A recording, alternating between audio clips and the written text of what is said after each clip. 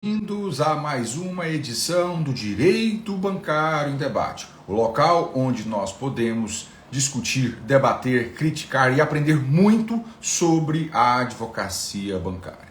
E você que está chegando aqui agora, já prepara o seu café porque tem muito conteúdo legal para te ensinar neste encontro de hoje. E para você que está chegando agora no meu perfil, nunca assistiu uma live do Direito Bancário em Debate, para você participar tem duas formas. Não adianta ficar aqui fazendo perguntas no chat. Faça aqui embaixo por meio da câmera, você entra ao vivo comigo para tirar suas dúvidas, ou por meio dessa interrogaçãozinho aqui você manda a sua pergunta por escrito. Mas lembrando, eu não posso, em razão de ser defensor público, fazer a consultoria do seu caso concreto. Então não comece o vídeo ou não comece a sua pergunta, olha, estou com um cliente aqui no escritório, eu tenho um caso aqui que eu preciso entrar com ação. Não, já comece com o como, com o porquê. Olha, por que cabe essa medida? Como analisar a abusividade dos juros? Como analisar a abusividade da capitalização? E não fale, olha, meu cliente está com um contrato ali, porque senão eu não poderei te auxiliar aí na sua dúvida jurídica do dia a dia. Mas eu estou aqui e quero te auxiliar muito, muito mesmo. Então entra aqui e como aquele compromisso nosso, você que está aqui, que está aprendendo comigo, eu estou aprendendo com você, tem o compromisso de compartilhar esta live com pelo menos mais 2 ou 2 advogadas para que este conhecimento alcance todo o país. Então pega o aviãozinho aqui que está aqui embaixo e já compartilha com 2 amigas, 2 amigos advogados que precisam aprender sobre a advocacia bancária. Ou que não conhecem a advocacia bancária, precisam conhecer este nicho da advocacia tão importante para o seu escritório. Eu estou vendo bastante aluno da advocacia bancária diferenciada, estou vendo aqui Saldanha, seja muito bem-vindo aqui, bacana, de Manaus. Olha que bacana, Manaus tem bastante advogado diferenciado, eu tenho vários alunos aí de Manaus e fico muito feliz com o crescimento de vocês aí no dia a dia. Doutora Josi, doutora Marilene, doutor Felipe, RESP novo sobre litigância predatória. A gente vai comentar sobre isso também com vocês, tá? Isso é um RESP muito, muito importante para a gente discutir aí no dia a dia. Mas hoje eu quero iniciar, antes de abrir para as perguntinhas, sobre um RESP muito, muito importante com vocês. Eu vou abrir aqui para vocês anotarem o número desse RESP, para que vocês não errem. Anotem aí o número desse RESP. RESP 2076127 de São Paulo. Repetindo, RESP 2076127 de São Paulo. O que tem esse RESP julgado agora em setembro de 2023? Um tema recentíssimo. A ementa é exibição de documentos, reconvenção do banco ou da administradora do cartão contra a pessoa que entrou com a exibição de documentos. E aí, é possível esta reconvenção? É possível que o juiz julgue procedente o pedido da reconvenção e condene a parte autora daquela ação de exibição de documentos a pagar o valor que está estampado no instrumento contratual ou no documento pretendido na ação de exibição de documentos? Então, foi isso que o STJ decidiu agora, recentemente. Então, só um trechinho aqui para que vocês entendam e eu explique melhor para vocês. Tá? Então, o STJ decidiu aqui que, isso pela terceira turma, tá, pessoal? Ainda não é um entendimento consolidado da terceira e quarta turma. É a terceira turma, mas foi decidido à unanimidade de votos pelos ministros, né, de relatoria da ministra Nancy Andrighi, Humberto Martins, Vilas Boas Cueva, Marco Aurélio Belize e Moura Ribeiro. Então todos eles votaram acompanhando a relatora. O STJ neste julgamento entendeu que quem está no polo passivo, seja um banco, seja um administrador de cartão de crédito, ou seja qualquer outra pessoa, poderá formular uma reconvenção contra o autor da ação de exibição de documentos para que condene ele a pagar o débito estampado no documento contratual. Ou num documento que expresse um crédito do réu contra o autor. Então, esse julgado é um pouco preocupante e você precisa compartilhar esta live com o seu amigo. porque ele pode sofrer esse reverso na ação de exibição de documentos. Então, como é que eu vou sair disso? Não é simplesmente falar que existe o julgado, eu estou aqui para te ajudar a mudar o cenário nesses casos de precedentes ruins, precedentes negativos. O STJ, há algum tempo, vem enfrentando essa temática da exibição de documentos. E ele fala que a melhor forma para você entrar no Poder Judiciário pedindo para que outra parte apresente documentos é a ação probatória autônoma de exibição de documentos, que segue o procedimento comum. Mas nós temos vários tribunais de justiça que entendem que o rito adequado para a exibição de documentos pós-CPC 2015 é uma tutela cautelar antecedente de exibição de documentos. Professor, mas qual é a diferença entre ambas? Veja, a ação probatória autônoma de exibição de documentos, eu vou fazer uma petição inicial pelo procedimento comum, certo? Eu vou ter todo aquele rito. Eu teria em tese uma audiência conciliatória. Se tiver provas de cunho oral, eu posso ter o procedimento de ter audiência de instrução e julgamento. E eu teria a contestação ou defesa do réu no seu sentido lato, seguindo o procedimento comum como a gente entra numa ação revisional. Agora, quando eu falo de tutela cautelar antecedente de exibição de documentos, neste sentido, eu vou ter uma ação diferente. Eu vou fazer uma petição inicial, simplesmente para exibir documentos, e aí, depois de efetivada a medida, ou seja, apresentado, eu vou aditar no mesmo processo a petição inicial, apresentando a minha pretensão principal. Então, a grande diferença de uma a outra é, na ação probatória autônoma, eu faço a ação, recebo o documento e eu tenho que ajudar uma nova demanda para tratar daquilo que eu quero. Na tutela cautelar antecedente de exibição de documentos, eu vou ter que fazer o quê? Simplesmente aditar a petição inicial e ali prosseguir com o procedimento comum. Esta é a grande diferença. E aí, qual que é a sacada que eu tenho que tirar deste julgado? Se o meu cliente está em mora, eu ajuizar a ação probatória autônoma vai ter um reverso contra ele. A instituição financeira vai fazer a reconvenção para cobrar o débito que está estampado naquele documento. Então, nestes casos em que seu cliente está em mora, qual é o procedimento mais adequado? É a tutela cautelar antecedente, diante desse novo julgado do STJ. Embora não seja uniformidade nas duas turmas. Então, a gente já tem que prevenir um efeito contrário, porque este precedente aqui vai ser disseminado entre as instituições financeiras. Então, nós não podemos, da advocacia bancária diferenciada, deixar isso acontecer. Cliente em mora, faça tutela cautelar antecedente de exibição de documentos. Ah, meu cliente não está em mora, está tranquilo. Faça ação probatória autônoma de exibição de documentos. Então, presta muita atenção nesta dica deste julgado, porque ele vai te ajudar no seu dia a dia da sua prática.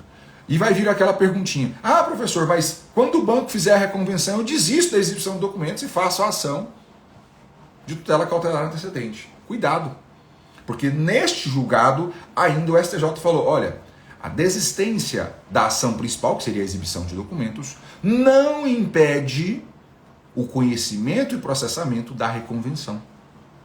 Então não adianta lá na frente você desistir. Preste muita atenção neste julgado. Estude este acórdão de capa a capa para que você entenda e siga essa dica que eu estou trazendo aqui para vocês hoje. Tá? E aí a gente vai abrir para vocês perguntarem aqui, ou ao vivo ou na interrogaçãozinha aqui embaixo. E lembrando, compartilhe essa live com seu amigo, sua amiga advogada que precisa saber mais sobre a nossa advocacia bancária diferenciada. Deixa eu abrir aqui as perguntinhas para a gente começar.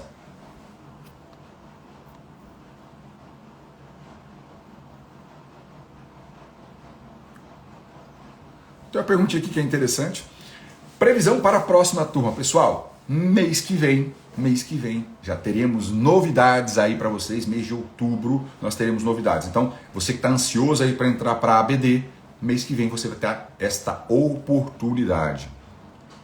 Pessoal, não mandem perguntas pelo chat, mandam por aqui, porque aí eu vou conseguir responder vocês. O chat vai passando e eu não consigo acompanhar. Vamos lá, mais uma perguntinha aqui. Consignação ou crédito consignado, taxa menor do que Bacen, não é instituição financeira, está baixada na Receita Federal, o que fazer para auxiliar o cliente? Vamos lá, aqui a gente precisa de uma análise segmentada. Taxa de juros do contrato menor do que a taxa média do Bacen.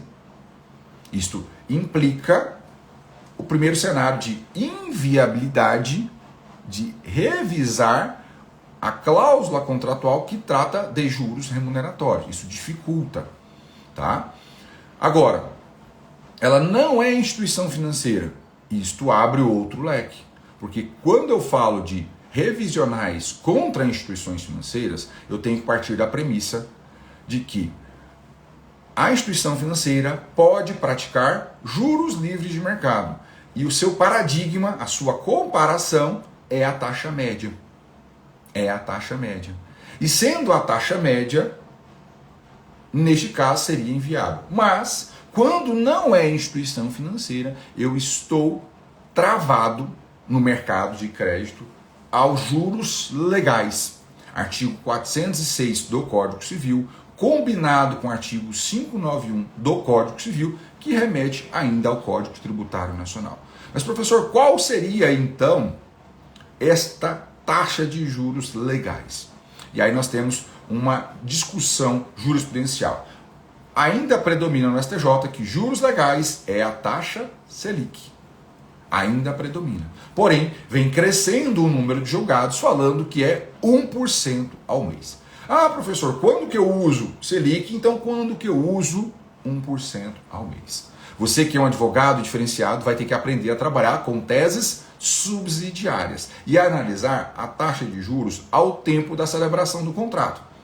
Vamos exemplificar. Se, por exemplo, lá quando você fez o contrato, a taxa Selic estava abaixo de 12% ao ano, é óbvio que você vai usar como seu pleito principal a taxa Selic. E subsidiário, 1% ao mês. Ah não, o cenário é diferente. A taxa Selic estava altíssima, acima de 12% ao ano. Então o seu pleito principal é a revisão, segundo 1% ao mês. E subsidiariamente aplicar ali, né, a taxa Selic. Então você tem que fazer a análise de acordo com o momento contratual. Agora, esta empresa está baixada, ela não está mais em atividade. Aí eu vou ter que fazer um estudo mais aprofundado, né, para analisar realmente se essa empresa baixou, encerrou suas atividades, liquidou suas operações, e aí os sócios poderão responder aí pela pessoa jurídica. Se a empresa está regularmente liquidada, ela passa a responsabilidade para o sócio. Isso não impede você de ajuizar a ação, o fato de ter sido extinta a pessoa jurídica, certo? E para você que está entrando aqui, lembrando, você pode participar ao vivo comigo aqui, mandando a perguntinha neste sinalzinho de mais aqui na câmera. Mas, lembrando, perguntas abstratas sem entrar no caso concreto do seu escritório, sem descrever fatos. E não adianta vocês colocarem as perguntinhas aqui no chat, gente. Coloca aqui no interrogação, faça ela por escrito ali que eu vou responder para você.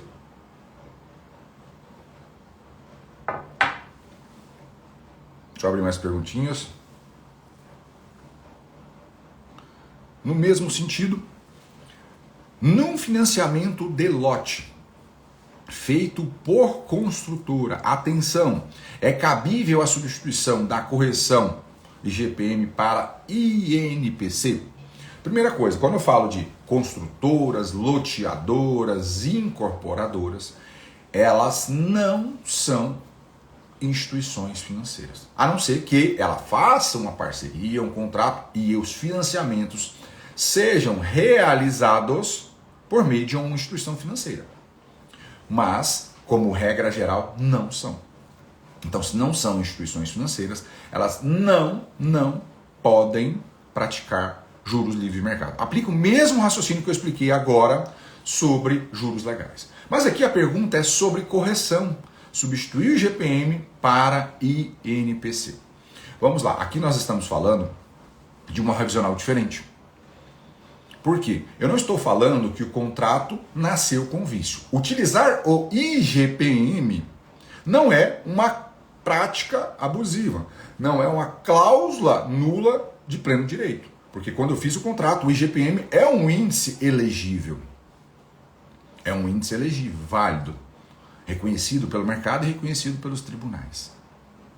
Então, eu não tenho aquela revisão por a cláusula já nascer abusiva. Mas, durante a execução do contrato, e a pandemia é o maior exemplo disso, houve uma modificação do índice anual do IGPM, ele estourou, ele escalou muito, chegando a 30 e tantos %.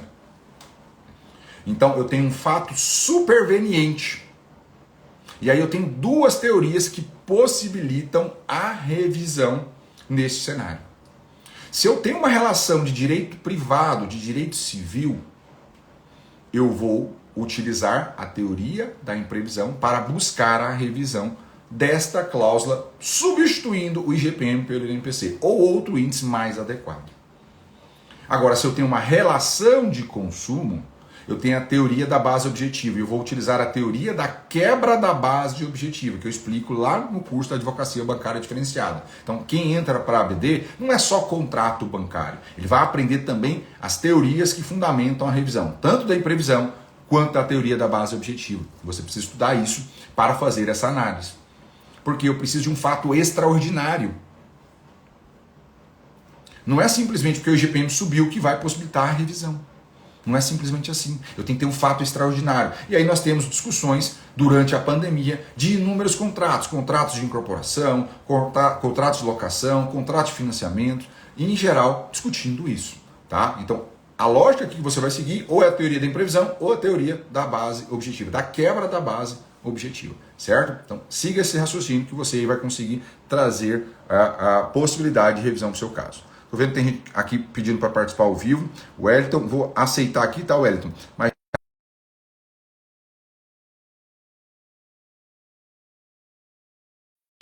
já abstratamente, olha, como eu faço isso? Por que não se aplica esse entendimento? Ao invés de contextualizar o caso ali do seu escritório, tá bom? Bom dia, Wellington, tudo bem? Bom dia, professor. Tudo bem? E você? Joia, graças a Deus. Tá me ouvindo legal? Perfeito, tá ótimo som. Beleza. Professor, a dúvida seria o seguinte, no caso do empréstimo consignado, né, de forma fraudulenta, no caso o cliente vem, comunica ao escritório que não fez nenhum empréstimo e tudo mais, a gente comunica o banco, faz uma notificação extrajudicial através da ouvidoria e tudo mais. O banco fornece esse suposto contrato que, né, o cliente diz que não assinou, no caso, né? E a gente analisando, vê que tem uma assinatura e uma assinatura bem semelhante à do cliente, para que seja feito só com a perícia mesmo, para saber se é ou não é dele, certo? Aí, no caso, eu junto esse contrato na inicial, ou deixo para depois na impugnação, o que eu deveria fazer nesse sentido? Então, a sua pergunta é muito pertinente, tá, Wellington? Porque isso afeta ao tema repetitivo que foi firmado no STJ e afeta também o artigo 429, inciso 2 do Código de Processo Civil. Por quê? Quando a gente fala de ônus da prova com relação à fraude nos contratos bancários em geral, em especial quando eu falo falta de autenticidade na assinatura, que é o seu caso, olha, aquela assinatura Certo. não partiu do seu consumidor, ela partiu de um terceiro, de um estelionatário, ou né, a própria instituição financeira que adulterou. Essa discussão de autenticidade, ela não vai aplicar a regra geral de ônus da prova, o autor ter o ônus de provar ali os fatos constitutivos. Vai se aplicar o 429, inciso 2 do CPC. A partir do momento que você questiona a autenticidade, vai nascer a aplicação do artigo 428, que fala o seguinte, olha, cessa a fé daquele documento, então já questionei.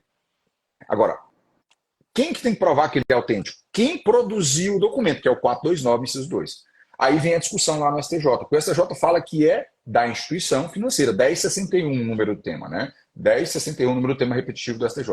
Certo. Olha, o ônus é de quem produziu o documento. Mas quem produziu o documento? E aí é o motivo da sua pergunta. Né? Se eu junto, produzir o documento é juntar no processo ou é conceber materialmente este documento? O STJ, neste julgado que fixou o tema 1061, no voto da relatora, ele colocou que produzir o documento é quem produziu materialmente aquele documento. Mas nós temos na jurisprudência dos tribunais vários falando, olha, quem juntou no processo é que produziu. Né? Tem vários julgados fazendo isso. Então, para você, neste caso, por exemplo, se o seu tribunal aí tem essa posição de que quem juntou o contrato no processo é que produz, não, eu não juntaria. Então, eu adoto a estratégia de acordo com o tribunal. Agora, peraí, o meu tribunal não tem posição sobre isso nem nada. Aí você, na sua petição inicial, junta o contrato para você ter tutela provisória, né? Porque sem o contrato o juiz não vai dar liminar de jeito nenhum. Então você junta e abre um tópico debatendo isso, falando, olha aqui, neste caso aqui, quem produziu o documento foi o banco. Eu não tenho como provar o contrário. Principalmente se tratar de contratos eletrônicos, porque nós temos assinaturas que são feitas eletronicamente. Então, também ali dá para se discutir a falta de autenticidade dessa assinatura. Então, junta, mas explica isso, que no julgado do STJ firmou esse entendimento. Porque o que está acontecendo é uma aplicação sem uma reflexão mais profunda. E fala, ó, quem juntou no processo é que tem que fazer esse ônus, né? E aí eu entendo que não, é quem materialmente produziu o documento. Mas eu adoto essa estratégia de acordo com o tribunal. Se o tribunal, por exemplo, fala que quem juntou, você não junta. Você não junta, deixa para o banco, né, trabalhar com isso. E se o banco não juntar, né, aí ele vai sofrer a consequência disso por força do artigo 429, inciso 2 do Código de Processo Civil. Então, você vai ter que trabalhar aí. Ah, não, agora eu quero ter uma regra geral. Então, não junta. Se eu estou inseguro, não quero pesquisar, então não junta. Tá? Okay. Mas aí, cuidado com o seguinte. O não juntar tem que ser feito com muita cautela. Por quê? Vamos refletir sobre isso. Tem consumidor que mente para a gente. Né? Então, quando você tem um contrato que a assinatura é muito, mas muito parecida, você tem que realmente apertar ele ali, dar uma espremida dele na parede e falar, olha aqui, se o senhor falar que, a senhora falar que não fez esse contrato e a perícia for lá e falar que foi você, a senhora vai ser condenada por litigância de má-fé, então vai ter uma multa. E a senhora vai ter consequências, porque a senhora está mentindo para mim também. Eu sou advogado, né? Eu sou defensor público, então eu vou sofrer consequências, porque provavelmente este banco vai me representar por litigância predatória. Então, se a senhora está mentindo para mim, o senhor está mentindo para mim, eu vou tomar providências contra a senhora. Pega uma declaração dela, guarda no seu escritório, de que ela realmente reconhece, após ser contestada por ti, de que aquela assinatura não é dela. Tá? Porque tem gente que faz isso de má fé e tem gente que esquece que fez. Tem pessoas idosas que não lembram se eu fiz. Tem tanto empréstimo que não lembra. Né? E aí eu falo o seguinte, não, eu tenho dúvida, não tenho certeza absoluta. Não faça ação para anular o contrato de plano. Faça uma ação probatória autônoma.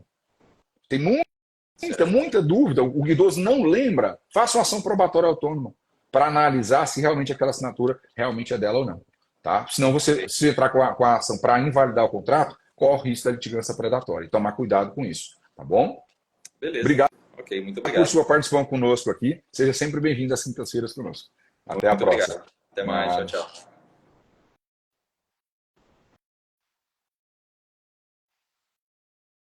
Vamos para mais perguntinhas. E vocês que estão aqui, compartilhem a nossa live. Ainda falta aí meia horinha de live para você discutir comigo aqui sobre a advocacia bancária. Vamos lá, mais perguntinha.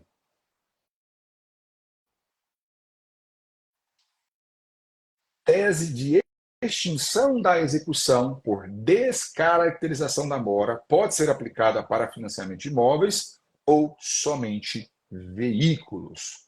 Olha aqui. Quando eu falo de descaracterização da mora, eu tenho que lembrar que o tema repetitivo do STJ é número 28. Esse tema repetitivo número 28, ele partiu da seguinte base. Olha, se eu tenho uma relação de consumo, eu não estou falando do tipo de contrato. Eu não estou falando se é financiamento de imóvel, eu não estou falando se é financiamento de bens, eu não estou falando se é financiamento de veículo. Ele se aplica de modo indistinto a contratos de crédito de consumo. Então, aplica-se sim tanto a financiamento de imóveis quanto financiamento de veículos. E aí, neste cenário, eu vou analisar a descaracterização da mora com base em dois tipos de encargos.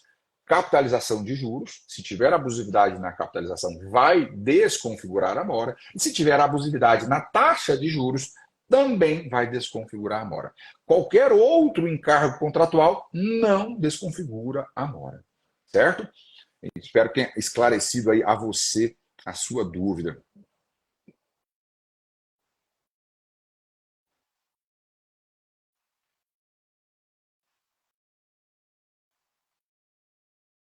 Tem mais perguntinhas aqui.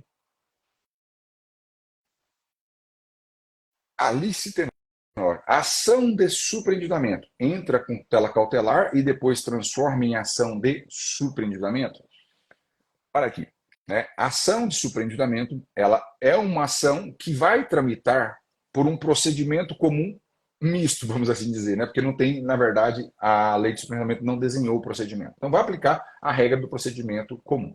Então você não tem toda a documentação. Eu quero buscar a documentação para entrar com a ação de superendividamento. Eu posso utilizar de qual instrumento processual? Eu posso utilizar dos dois. Ou eu posso fazer uma ação probatória autônoma de exibição de documentos e depois ajuizar a ação de superendividamento, ou eu posso fazer uma tutela cautelar antecedente de exibição de documentos e aditar a petição inicial seguindo ali com o processo por superendividamento. Então, os dois caminhos. E aí segue a reflexão que eu falei no início dessa live, que eu expliquei o novo julgado do STJ sobre exibição de documentos e reconvenção da parte contrária. Estou vendo que tem gente querendo entrar ao vivo conosco aqui. Doutora Carla. Lembrando, tá, pessoal? Vou aceitar aqui. Não façam perguntas do seu escritório. Façam dúvidas abstratas. Pergunte como fazer, por que se aplica, qual é a razão jurídica disso, tá? Sem entrar no detalhe, no contexto do seu escritório. Bom dia, doutora. Tudo bem? Bom dia, professor. Já amanhecemos de live, já amanhecemos de aula de conteúdo. É um prazer renovado, viu? Sempre participar.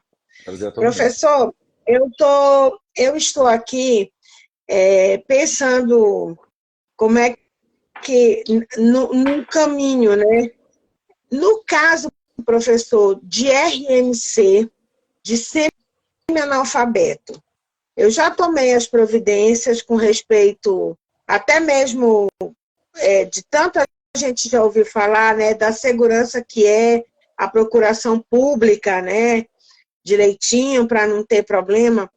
Mas e se esse analfabeto, que ele é analfabeto mesmo, no caso em questão, ele recebe mais de 10 aceites por telefone de saque complementar. É ação, cada saque uma ação, ou se juntaria tudo? Eu estou com essa dúvida, assim, porque, na verdade, ele aceitou, tem a gravação. Então, vamos analisar ele essa aceitou questão, mesmo, né? com a gravação. Só para que a senhora entenda, abstratamente falando, de RMC. Quando eu falo de RMC, né, eu tenho que, primeiro, ver a origem desse RMC. É INSS, eu tenho um cenário normativo. Né? O cenário normativo da Instrução Normativa 28, que foi atualizada, e aí hoje predomina a Resolução 138 do INSS, né? A Instrução Normativa. Então, esta é a premissa básica. Contratos por telefone no âmbito do INSS são válidos? Não. Então, saques formalizados por telefone são nulos, porque a forma da contratação que é telefônica é inválida, é vedada por lei em sentido amplo. Então, ali viola o artigo 104 do Código Civil, que são os elementos de validade do negócio jurídico. E aí são saques por telefone, invalida, desfaz o negócio, obviamente que este dinheiro recebido na conta, ele tem que ser devolvido. Porém, ele não precisa ser devolvido com juros remuneratórios, porque o contrato é nulo, ele volta às partes anteriores. Ele vai ser devolvido apenas com correção monetária. E aí, se eu tenho saques sequenciados com o mesmo banco, com a mesma natureza jurídica, né, que é saques no mesmo cartão, eu entendo que o ideal é reunir na mesma demanda estes saques. Se fosse saques de cartões diferentes, instituições financeiras diferentes, eu faria, né, ações separadas, apartadas por instituição financeira.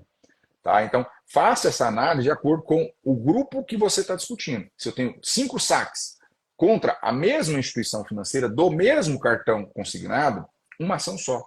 Você contextualiza ali. Inclusive, foi mesmo pensando para não ter várias ações com a mesma direção, né? Com o mesmo assunto. E é uma em sequência da outra. É aquela ligação do banco, no caso seria INSS mesmo. Uhum. Temos um valor disponível. O senhor quer? Sim. Quero. A pessoa não sabe nem se está vivo no mundo, importante, né? vocês entenderem que a questão do saque por telefone também é vedado não só no âmbito do INSS. O saque por telefone é vedado também por força da autorregulação bancária, lá da FEBRABAN. Na autorregulação para o crédito consignado, o artigo 6º do documento correlato também traz essa vedação. Então, você tem 2 argumentos jurídicos para combater o saque por telefone. E quem é aluno da ABD, né, que está no nosso curso de advocacia bancária diferenciada, já tem a tese pronta da vedação do saque por telefone, do telessaque.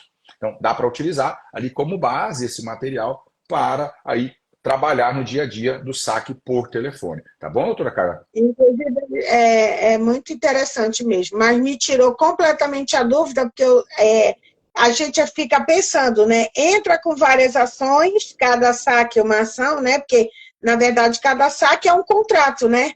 Sim, sim. Não, entra tudo junto, mas num contexto, eu acho que seria mesmo o que o senhor está falando, é concreto, é agregar mesmo. Sim. Professor, muito obrigado, viu? Vou continuar vendo a live. Um bom dia. Cedo continuando vendo a live. Obrigada, bom dia. Bom dia. Deixa eu abrir aqui mais outras perguntinhas, tem bastante aqui hoje.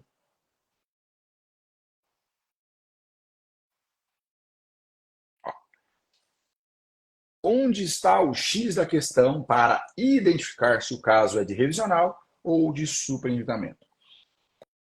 Com relação a este assunto, qual é a dica que você precisa se atentar ali no seu dia a dia? Primeiro, superendividamento só vai se aplicar se a pessoa estiver realmente superendividada. Então, aquela pessoa, vou pegar o que ela tem de ativo e o que ela tem de passivo. Espera aí, o que ela tem de dívidas e o que ela tem de crédito, a conta fecha? Ela consegue pagar essas dívidas, vencidas e vincendas, sem prejudicar o mínimo existencial dela, ou seja, as despesas básicas, vitais? Se ela consegue pagar ainda, você não vai aplicar o superendividamento. Vai aplicar a revisional. Essa é a primeira base. Agora, não, ela realmente está superendividada. Eu vou fazer uma análise de viabilidade de um ou de outro de superendividamento. Eu prefiro a ação de superendividamento quando eu tenho o contexto de superendividamento. A revisional apartada, eu teria que fazer vários, porque a pessoa, primeiro, está completamente, né, superendividada, eu teria que fazer várias ações revisionais. E o contexto da revisão fora do superendividamento é mais difícil do que dentro da ação de superendividamento. Então, eu preferiria fazer ali dentro da ação de superendividamento. Ah, mas a pessoa está numa situação desesperadora. A gente sabe que o superendividamento tem as suas burocracias. E aí você tem uma estratégia B, que é o seguinte, olha, pega aqueles contratos que têm as abusividades assim, que estão enforcando aquela pessoa superendividada, e aí você faz as revisionais destas hipóteses. Pede a tutela provisória para você aí limitar os descontos, suspender desconto, ou reduzir valor de parcela, suspender débito em conta. Você pode fazer as revisionais apartadas disso. E nada impede depois você de ajuizar a ação de superendividamento. Então, faça daqueles créditos gritantes. Por exemplo, aquelas empresas que fazem crédito para negativado. Você faz a revisional apartada, limita os descontos, porque a pessoa começa a respirar. E aí ela vai ter até condições de pagar os seus honorários. Tá? Agora, não tem nenhum contrato com esta abusividade maluca, extraordinária. Aí vai tudo para a ação de superendividamento. Não vale a pena você fazer a ação apartada. Tá bom? Mais uma perguntinha para a gente avançar aqui.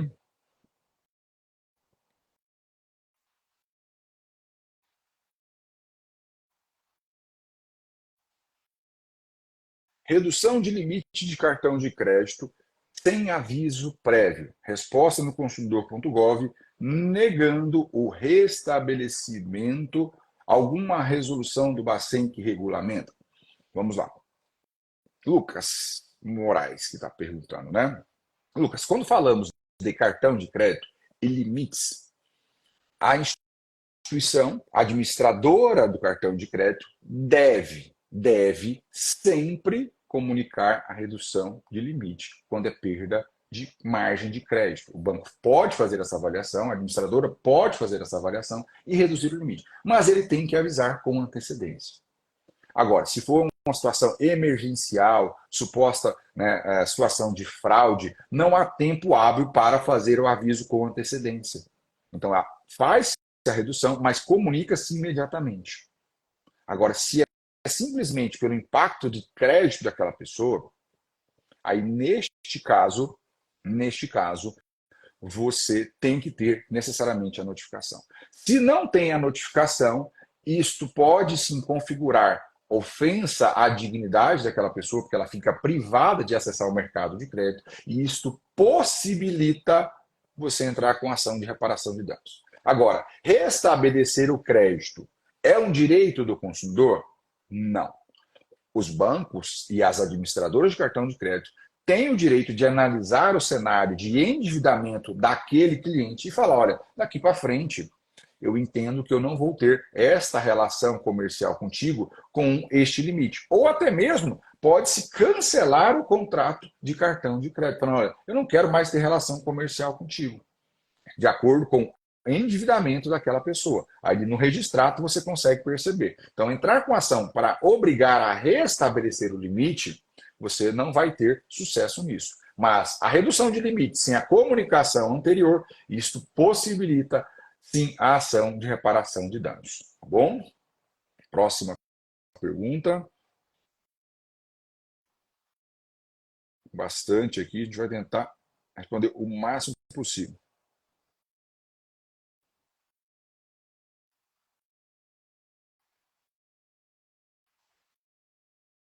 Guilherme, como faz para provar que o juros baixo foi condicionado a assinar o contrato de seguro apartado? Vamos lá. Isto é difícil de você ter uma prova do momento da tratativa, do calor das discussões, da oferta ali, cliente e correspondente bancário, cliente e instituição financeira. Você não consegue materializar isso, a não ser que seu cliente tenha gravado essa condição. Olha, se você fizer o contrato seguro, eu consigo reduzir a taxa de juros. Mas nós temos indícios por trás disso. Existe o direito do consumidor a ter acesso à minuta do contrato. O que é a minuta do contrato? É como se fosse o pré-contrato. E esse pré-contrato ele pode ser substituído por um quadro resumo das condições contratuais que comporão o contrato futuro. Perceba, são dois documentos diferentes. O pré-contrato, que é a minuta, e o contrato propriamente dito celebrado entre as partes. Então você, como advogado diferenciado, vai fazer o quê? Banco, me apresente o pré-contrato, a minuta do contrato, ou o quadro resumo que foi apresentado ao consumidor como oferta de crédito. E é aí que você vai trazer elementos para descortinar essa prática. Espera aí, se nesta minuta do contrato, por exemplo, eu não tinha seguro, ou tinha as duas opções, com e sem seguro, e com seguro a taxa de juros era menor do que sem seguro, você materializou ali a prova de que o seguro foi uma condição para reduzir a taxa de juros. Então, com a minuta do contrato, você consegue fazer isso. Ah, mas o banco não vai ter a minuta do contrato. Não, não vai. Ele não vai te apresentar. Normalmente, ele não vai. Aí, nesse caso, você vai falar que ele descumpriu normas do CDC. Então, o CDC fala que tem que ter a minuta do contrato. A autorregulação bancária fala que você tem que ter a minuta do contrato. E se o banco não te apresenta as informações que é a minuta do contrato, tem que haver a presunção de que ele não cumpriu com o dever de formação. Então, houve aí sim um condicionamento para a redução de juros, ou seja, caracterizou-se a venda casada do seguro. Então, é um elemento a mais que você vai trabalhar ali. E se for do mesmo grupo econômico ainda, seguradora e instituição que concede o crédito, mais um outro elemento para robustecer a tese da venda casada, para você trabalhar ali no seu dia a dia. Tá bom? Também o doutor Eduardo, doutora Gelisa, que participa conosco. Só lembrando, tá, pessoal? Não perguntem casos do escritório. Formulem a dúvida de modo abstrato para vocês, senão eu não vou poder responder aí. Então, faça aí. Como se aplica esse entendimento? Por que o STJ decide assim? Por que é abusivo a cobrança de juros capitalizados? Não contextualize com os fatos do seu escritório, tá? Doutora Gelisa, estou aceitando o seu convite para entrar conosco.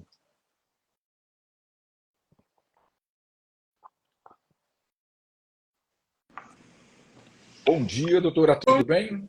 Bom dia, doutor, tudo bem? Obrigado pela oportunidade de participar. Eu que agradeço a participação. Então, doutor, queria trocar uma ideia com o senhor sobre as notificações extrajudiciais, as diligências que a gente tem que fazer, né, para ter aquela base bem fundamentada antes de ingressar com a ação.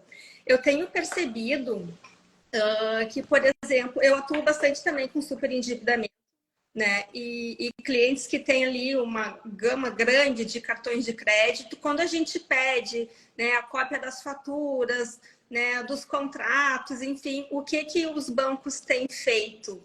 Redirecionado para empresas que eles cederam o crédito, né? Eles não estão apresentando nem faturas assim, antigas, nada, nem valor atualizado do débito, nada. Né? De uma forma, eu tenho feito, só queria trocar essa ideia, eu tenho feito a ação de repactuação com o valor que o cliente tem, já que o banco, porque o cliente não tem uma relação com a empresa que teve o cedido, e sim com o operador ali, com o banco mesmo, né? Eu não sei se essa atuação, né, o que o senhor acha disso? Tem acontecido isso muito mesmo, e inclusive as notificações em que a gente assina como advogado, eles estão pedindo, como o senhor fala, as procurações públicas, né? Ó, interessante a sua pergunta, porque esta é uma prática recorrente no superendividamento. As instituições financeiras, os credores em geral, eles acabam, com o passar do tempo, cedendo os créditos para essas empresas de recuperação de ativos. E aí gera uma dificuldade assustadora de obter os contratos, né? O montante da dívida. Isso não pode constituir um entrave para você avançar, porque senão você nunca vai propor a ação de superendividamento. Nunca. Porque você reunir documentação de todo mundo na petição inicial é muito difícil. Agora, o que é importante? Você ter a prova de que tentou acessar essas informações. Então, notifique todos os credores essa documentação. Aqueles que te apresentou o documento, ótimo, você tem ali para instruir a sua petição. Aquele que não tem, não dá para você ficar muito tempo perdendo. O superendividado precisa de um remédio jurídico ali para melhorar a situação dele. Então, o que você faz? Apresente o plano de pagamento com base apenas no quê? Na dívida principal, gente. Só no básico. Por quê? Quando a gente fala de superendividamento, o que está garantido ao credor? O principal é correção monetária. Não apresente somente com base no principal. E o principal que eu falo não é simplesmente o que está hoje vencido. O principal que eu falo é lá do contrato. Vamos supor que você tem um empréstimo de 10 mil reais. Meu crédito que eu peguei é de 10 mil. O que eu vou pagar não é 10, é 30, porque vai aplicar juros, capitalização e assim vai. Não, apresente a proposta desse caso de 10 mil reais. E se o consumidor desses 10 mil ele já pagou 2 parcelas de 1.000, por exemplo, apresente deduzindo o que ele já pagou. Então, é 10 mil menos 2. Sim. Lembrem, plano de pagamento é proposta de acordo. Sim. Não é um valor incontroverso. Não é isso. Então, a gente tem que desvencilhar um conceito ou outro. Porque quando a gente fala de revisional, lá do 330, a gente tem que fazer o cálculo correto. Falando, olha, o valor incontroverso é X.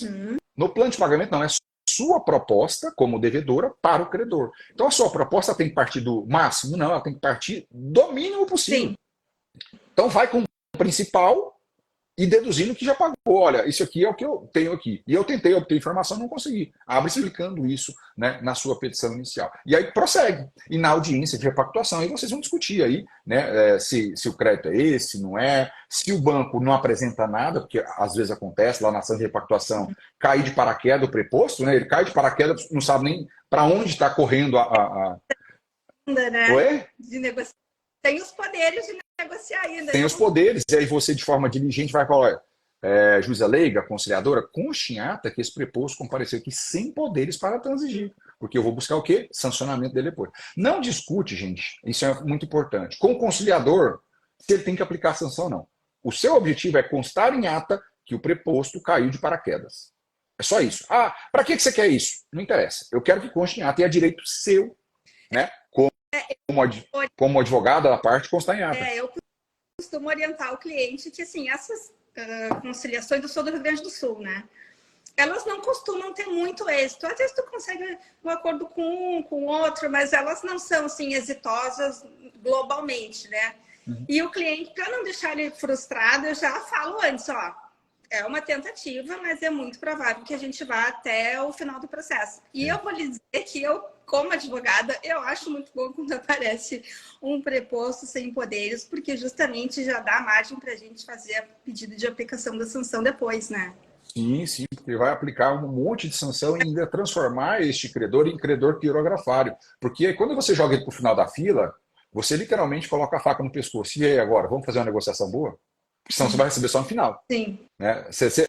Aí você passa da posição de inferioridade para a posição de dominância. Sim. Você está com a faca e o queijo na mão, né? A gente percebe que ainda tem um vício do JEC nessas conciliações, né? Uhum. Que vão aqueles advogados que são contratados apenas para estarem presentes na audiência, sem nenhum poder de negociação, de proposta, né? E já aconteceu comigo de eles terem oferecido uma proposta no processo, nos autos, o cliente aceitou, então a gente foi para a audiência dizendo ok, aceitamos a proposta, e na audiência o banco não reconheceu a proposta, disse que não era mais aquela, agora era outra com um valor maior. Aí, tipo, bom, então... E isso que a doutora está colocando é importante, pessoal, com relação à audiência de repactuação. Existe uma prática da conciliação pelo conciliador hoje no Sejusques que é diferente da lógica do superendividamento, gente. A conciliação do superendividamento é completamente diferente da conciliação tradicional que nós conhecemos. Ela não pode ser igual. Então, o advogado que está pelo consumidor superendividado, ele tem que ser esperto no seguinte sentido. Não é só simplesmente a ausência de procuração com poderes para transigir. É a ausência de proposta. Porque você chega ali com um plano de pagamento. E o banco fala assim, não tem acordo. Isso é a demonstração da ausência de poderes para transigir. Então, peça para constar que não houve proposta alguma do banco. Não é simplesmente não houve acordo entre as partes. Porque, na verdade, na conciliação, porque o CPC, isso é normal, tá, gente? O CPC fala que a audiência de conciliação ela tem cláusula de confidencialidade. Isso é a regra do CPC. Agora, quando a gente pega a lei de superendividamento, ela fala o seguinte, que o juiz, na fase desse superendividamento, poderá tomar em consideração aquilo que foi discutido na audiência de repactuação. Peraí, para o juiz tomar em consideração isso, tem que constar tudo em ata. Então, a cláusula de confidencialidade que existia, né, e existe no procedimento comum lá nas conciliações tradicionais, não pode se aplicar irrestritamente no superendividamento. Então, você tem que pedir. E aí o conciliador fala, não vou constar. Tem que constar sim. Né? Se o conciliador não constar, grava a audiência. Tem conciliador que recusa, grava a audiência, que não houve proposta. Não é simplesmente que não houve acordo, é não houve proposta, é diferente. Né? É substancialmente diferente. E isso depois você trabalha como tese jurídica lá para aplicar as sanções futuramente. Tá bom, doutora? É nesse sentido. Muito obrigada. Por nada, agradeço pela participação, seja sempre bem-vindo aqui conosco. Obrigada. Até a próxima. Tchau, tchau. Vamos para mais algumas perguntinhas aqui. Temos mais 11 minutinhos para a gente fechar com vocês o nosso DBD de hoje, mas ainda dá tempo de responder perguntas de vocês aqui sobre isso. Tem bastante, e aquelas que eu não consegui responder aqui, eu vou responder aí nos stories ou em formato de Reels depois para vocês. Se a calculadora do cidadão não é adequada, Como elaboro o cálculo de juros? Nestes casos, né, eu não recomendo utilizar a calculadora do cidadão. Por quê? Porque ela não leva em consideração algumas variáveis que podem te induzir ao erro se você não tiver o olho treinado para essas situações. A calculadora do cidadão, ela não leva em consideração, por exemplo, período de carência. E isto impacta na taxa de juros que é apresentada a você. A calculadora do cidadão não faz diferença se é ano civil ou se é ano comercial.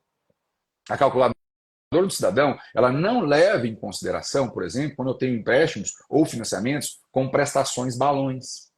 Então, não é o caminho adequado. No curso da Advocacia Bancária Diferenciada, nós entregamos planilha para você fazer cálculos básicos, e ela vai te dar indicativos ali que tem abusividade na taxa de juros. Mas, nos casos complexos, eu recomendo sempre você fazer parcerias com assistentes técnicos para que ele te auxilie ali. E aí, na Advocacia Bancária Diferenciada, nós temos não só advogados, nós temos também peritos, assistentes técnicos que fazem parcerias com os alunos. Então, isso tem crescido, a rede network muito grande. Eu estou vendo aqui a perita Kelly Dutra, é uma das nossas alunas diferenciadas, é perita, é assistente técnico e tem contribuído muito aí, né, com o trabalho das advogadas e dos advogados, para que nós não erremos. Isso é muito comum o seguinte, o contrato está lá escrito, taxa de juros de 3%. Aí você joga na calculadora do cidadão, aparece lá 3,5%. Isto é descumprimento contratual? Pode ser, nem sempre. Se der diferente a taxa de juros na calculadora do cidadão, se você insiste em usar ela, se der diferente, você precisa fazer um segundo cálculo, considerando as variáveis que eu falei, carência e calendário civil e comercial, pelo menos. Se deu diferença, procure um assistente técnico e aí ele te auxilia e faz um trabalho diferenciado até mesmo para você ganhar tutela provisória. Porque se você apresentar uma petição inicial apenas com a calculadora do cidadão, além de você ter o risco grande de perder a tutela provisória, você tem um risco grande de improcedência, porque não há divergência entre as taxas. Então, não recomendo aí utilizar esta calculadora do cidadão como prova no seu processo. Você pode até utilizá-la ali como referência inicial, mas ela não pode servir como uma baliza mestra sua ali no seu dia a dia, tá bom? E aí, para a gente avançar aqui com as perguntinhas. Olha que interessante. Tive um caso que o juiz federal extinguiu o feito frente a todos, menos contra a Caixa Econômica Federal. O que faço? Se for ação por superendividamento, o STJ já decidiu que quando eu tenho superendividamento, mesmo que tenha a Caixa Econômica Federal, todos, inclusive a Caixa, deverão ser ajuizados na Justiça Estadual. Então, superendividamento não faça na Justiça Federal se tiver vários credores, incluindo a Caixa. Agora, superendividamento apenas com crédito da Caixa Econômica Federal, aí já faça direto na Federal. Certo? Agora, outras ações revisionais em geral, por exemplo. Aí realmente tem prevalecido nos TRFs que quando eu tenho 3 contratos, 2 com a Caixa e um no Banco de Direito Privado, você vai ter que separar as demandas da Caixa na Justiça Federal e dos bancos privados na Justiça Estadual. Não tem como fugir disso aqui, tá bom? Próximo aqui, para a gente avançar nas perguntinhas com vocês.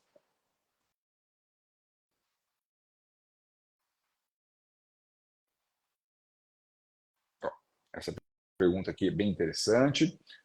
Notificação administrativa em 2019 e busca apreensão somente em 2023. Essa notificação ainda era válida na época da busca e apreensão. Deixa eu só abrir aqui, está cortando. Então vamos. Eita,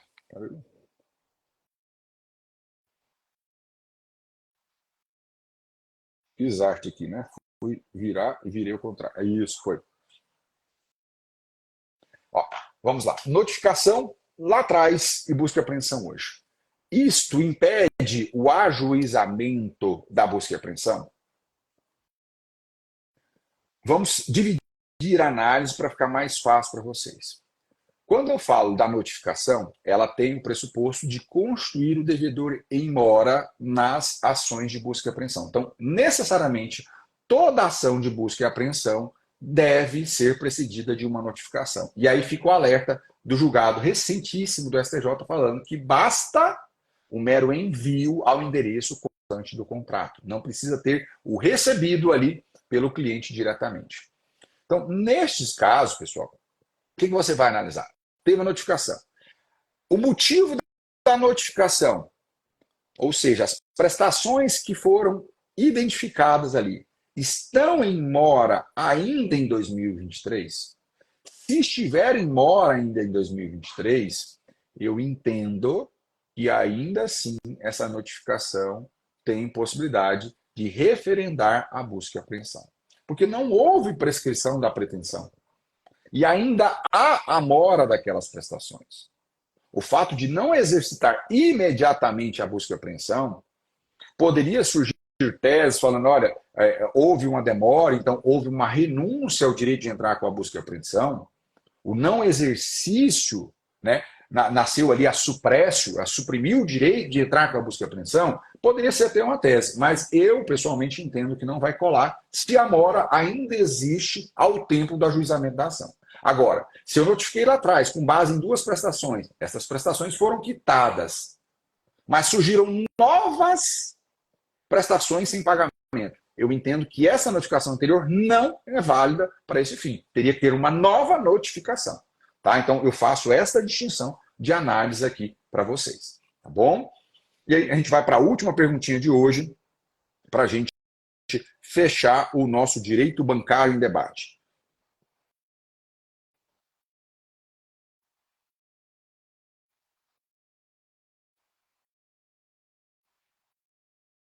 Essa aqui para a gente fechar. É possível ingressar com revisional ou repactuação após o trânsito julgado de uma ação de cobrança.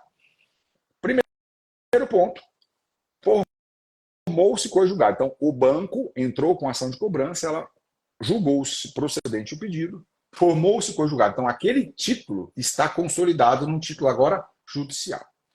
O correto era, lá na sua contestação, você apresentar uma reconvenção com as teses de abusividades. Então, eu entendo que não cabe mais a revisional de cláusulas abusivas. Você teria que ter discutido naquela demanda e formou-se uma coisa julgada. Agora, a repactuação por superendividamento é cabível? É cabível, porque ali na ação por superendividamento, você tem como objetivo não só revisionar, mas repactuar as dívidas. Repactuar as dívidas. E repactuar as dívidas não é revisão, é diferente. Então, cabe sim a ação por superendividamento, mesmo depois de transitada julgada uma ação de cobrança. Mas a ação revisional, eu entendo que não cabe, tá bom? E aí eu agradeço a cada um de vocês que estiveram comigo nesta manhã. Na próxima quinta-feira nós teremos de novo Direito Bancário em Debate. E para quem é aluno da Advocacia Bancária Diferenciada, segunda-feira nós temos ali o nosso Bunker Bancário, onde você, ao vivo, pode participar comigo ali no Google Meet, tirando dúvidas, discutindo ali o que é mais importante para a sua advocacia, a nossa sala secreta da Advocacia Bancária Diferenciada. Então, para quem é meu aluno, até a próxima segunda-feira, e para quem não é ABD ainda, até a próxima quinta-feira. E se você gostou da nossa live, compartilha ela com sua amiga, porque ela vai ficar salva no perfil aqui, e tira um print da nossa live de hoje e marca a gente ali na rede social para que esse conhecimento chegue a cada vez mais aos outros estados da federação. Um grande abraço e até a próxima semana.